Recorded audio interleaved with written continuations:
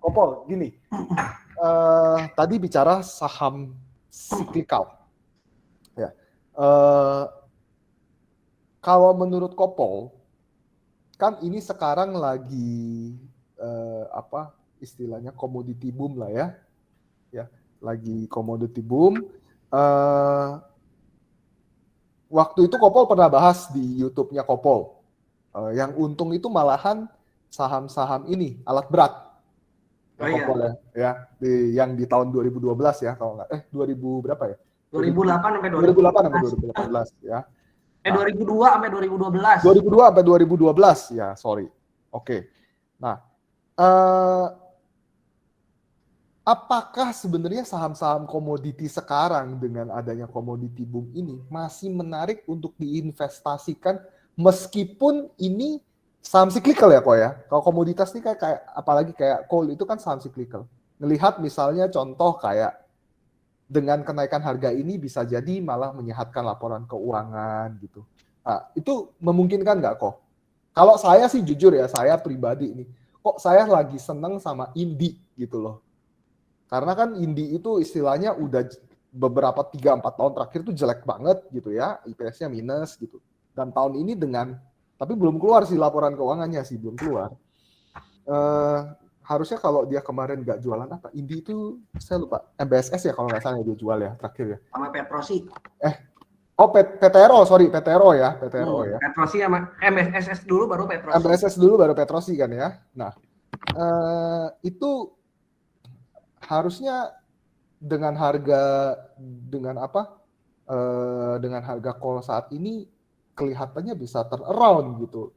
Apakah itu masih layak investasi atau mungkin Kopol punya pandangan lain terhadap saham-saham komoditas ini? Karena saya ngelihatnya saham komoditas ini mostly ngasih dividen yang gede. Contoh kayak PTBA sama ITMG. ITMG itu tahun ini bagi dividen tuh 4.000 berapa ya? Kalau aku nggak salah nyatet tuh 4.258 ya. Bulan April ini baginya 3.000, harga emitennya saat ini 28.000, which is 10% lebih gitu ya, 12% gitu. Nah, masih layak investasi nggak sebenarnya saham komoditas terutama di coal ini yang ngasih dividen gede? Lu jago scalping ngapain sih dividen? Loh, kan bukan buat saya kok, bukan buat saya nih, buat teman-teman nih yang mau cari saham-saham investasi itu masih bisa nggak sebenarnya? Jadi sebenarnya dulu tuh gue beli coal tuh pertama Indi, Pak. Oke, beli call pertama Indi. Cuman seiring perjalanannya waktu tuh gue pindah ke emiten lain, Pak. Oh. Karena gue cari saham call yang lebih aman lah intinya. Karena kan kita nggak tahu harga call tuh naik sampai kapan. Terus kalau tiba-tiba turun kan bukan cuma harga sahamnya yang turun, Pak. Kita kan itu kan dia untung apa rugi tergantung harga call, Pak. Kalau turun lagi ke 50 nggak akan untung itu perusahaan. Mau gimana kita? Iya, benar. Jadi resiko yang kita hitung, Mbak, sebagai investor. Makanya akhirnya saya lepas ini. Nah, ini tuh dulu tuh ceritanya memang udah ada rencana mau pindah ke renewable energy ya. Panel surya segala macam ya. Cuman pada saat itu tuh kenapa saya lepas juga karena saya lihat kok eksekusinya lamban gitu. Terus saya lihat ada company lain gitu yang saya merasa lebih safe gitu.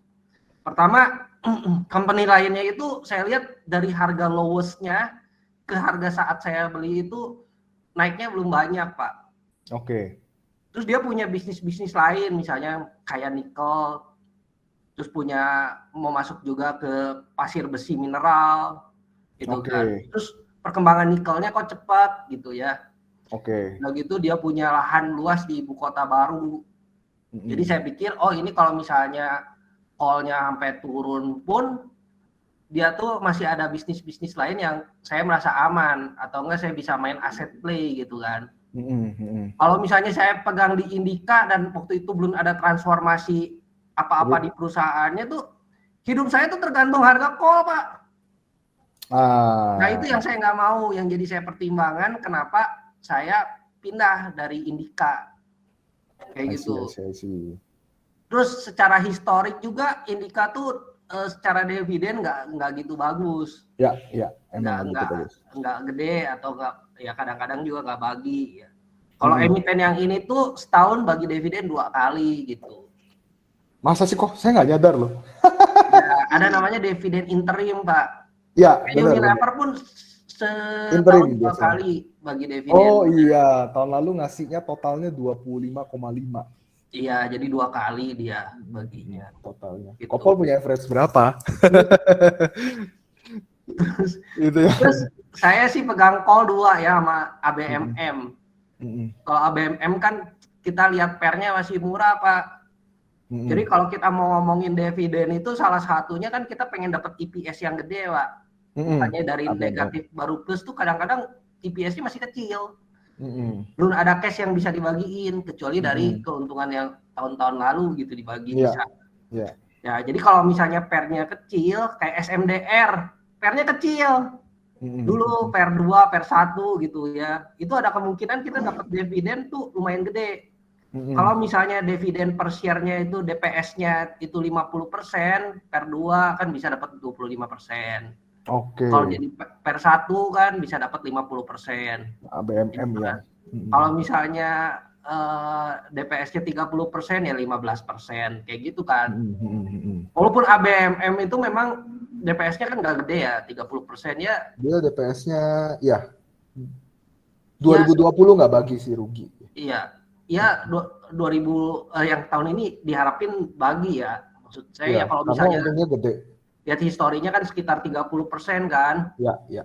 Kalau 30% kan ya, kalau mudah-mudahan Q4-nya bagus loh per 1. Iya. Kalau itu per 1 kan lumayan bisa 30%. Jadi range-nya ya kurang lebih kita prediksiin ya antara 8 sampai 15% lah kita bisa dapat. Kayak gitu, Pak. Tapi berarti tetap ya saham komoditas masih menarik buat invest ya? Cuman kan kalau komoditas itu memang resikonya tinggi ya Pak ya, karena kalau misalnya harga komoditasnya turun kan turun dia. Nah, cuma harga sahamnya kinerjanya pun hancur. Ya, kinerjanya hancur. Karena dia untung sementara kan, jadi dari sisi trader dan sisi investornya kayak gitu. Makanya kalau misalnya invest di saham komoditi itu kalau bisa belinya slow mungkin. Terus jangan main averaging up. Kalau averaging up kan MOS kita mengecil terus, Pak. Iya, MOS-nya mengecil. Itu bahaya, begitu dia balik arah harganya kan kita nggak tahu. Tapi harapan saya sih ini super cycle, Pak. Kalau super cycle tuh mungkin bisa bertahan beberapa tahun itu ya kita dapat capital gain sama dividen yang gede karena nilai harga wajarnya kan loncat-loncat itu karena komoditasnya naiknya tinggi sekali. Kayak gitu. Jadi tergantung situasi. Cuman kalau mau coba ya tinggal masuk sesuai dengan resikonya. Resikonya seperti itu nih. Jadi kalau investasi itu harus tahu resikonya ini gitu. Dan mau masuknya berapa untuk menanggung resiko yang akan terjadi di perusahaan yang kita mau investkan gitu. Pahamnya kurang lebih ya? Paham. Jadi, tapi ada perusahaan yang rugi sementara karena COVID. Ada perusahaan yang untung sementara karena kenaikan komoditas misalnya kayak gitu, Pak. Artinya kalau menurut Kopol lebih baik mencari emiten yang benar-benar stabil ya? Enggak juga, karena kan saya juga ya, saya kan pengen saya kan juga invest di ABMM, Pak. Oh, oke. Tapi kita manage resikonya gimana? Saya belinya di bawah misalnya. Terus saya split ke saham emiten lain yang saya kan masih pengen batu bara nih menarik banget gitu. Iya, masih menarik, harganya tuh masih kayaknya menarik. Makanya saya masih pengen punya perusahaan batu bara tapi yang rada aman. Ya kita carilah caranya, apakah ke alat beratnya atau ke emiten yang gimana gitu, kita cari gitu supaya kita tuh aman gitu. Nah, kenapa alat berat tuh saya merasa lebih aman tuh gini. Kalau batu bara kan bisa kena isu ESG. Ya.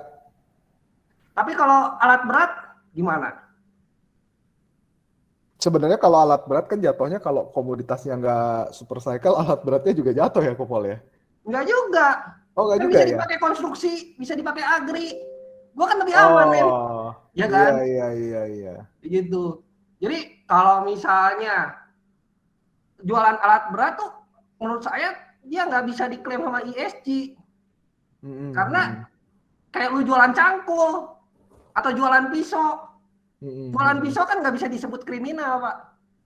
Iya, Tapi iya, pisau iya. bisa buat bunuh orang ya bisa aja. Tapi kita jual bukan untuk bunuh orang kan, bisa untuk potong daging. Kayak ekskavator. Ekskavator buat nambang batu bara bisa, buat gali fondasi bisa, buat perusahaan sampah bisa, ya kan? Jadi kalau menurut saya sih ini aman ESG gitu, sama ya lebih aman dibanding kita invest di perusahaan batu bara yang tergantung banget sama kenaikan dan penurunan harga batu bara gitu. I see. Jadi kita cari amannya kalau ini cari, tapi pengen dapat untungnya gitu. Oh, berarti kalau Kopol malah lebih prefer ke ininya alat beratnya ya Kopol ya berarti ya. Alat berat punya, komoditinya punya. Komoditinya punya. Tapi komoditinya yang tadi ada aset play-nya itu ya 3.000 hektar di ini ya Kopol ya. Tapi ada ABMM juga. ABMM itu yang benar-benar batu baranya gitu. Ya kita diversifikasi, Pak. Iya.